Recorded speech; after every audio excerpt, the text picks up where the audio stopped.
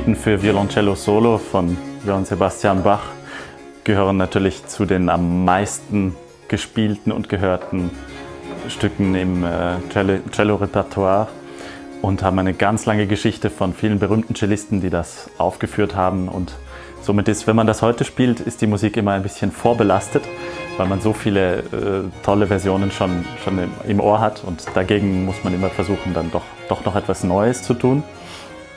Es kann aber gut sein, dass in der Barockzeit, als Bach das geschrieben hat, die Musik eigentlich, wenn überhaupt, nur für einen ganz exzentrischen kleinen Kreis gedacht war oder überhaupt gar nicht öffentlich aufgeführt wurde, sondern vielleicht geschrieben und dann verschenkt. Und man hat ein bisschen das Gefühl, wenn man die Suiten diagonal liest, dass Bach ein bisschen die Möglichkeiten erforscht hat, mit einem so simplen Instrument wie einem vierseitigen oder manchmal fünfseitigen Violoncello irgendwie Musik auf die Leinwand quasi zu bringen, die man sonst mit Orchester oder mit Orgel oder mit Cembalo oder so spielen würde.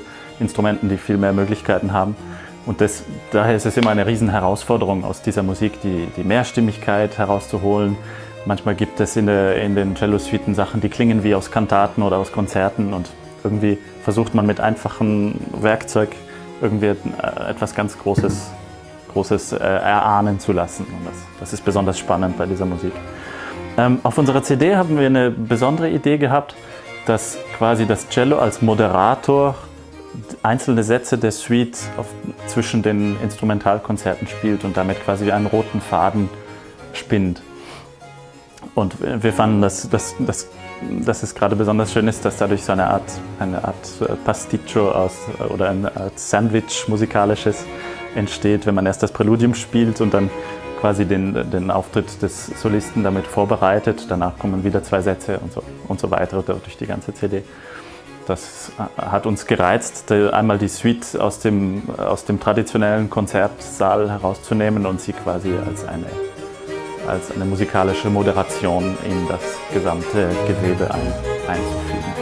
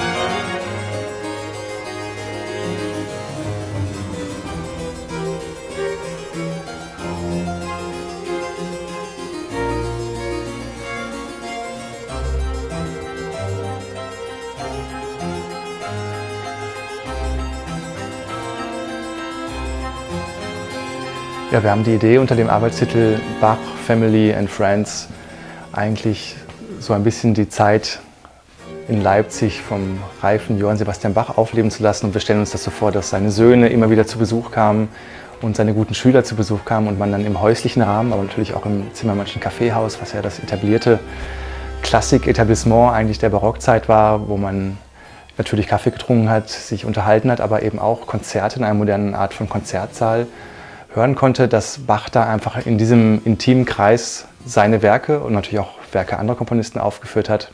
Aber unsere Idee ist ein bisschen, möglichst bunte, farbige CD-Programme zu machen, wo ein Cembalo-Konzert ein Geigenkonzert ablöst und wo es in jedem Konzertprogramm eine Art von musikalischem Moderator gibt.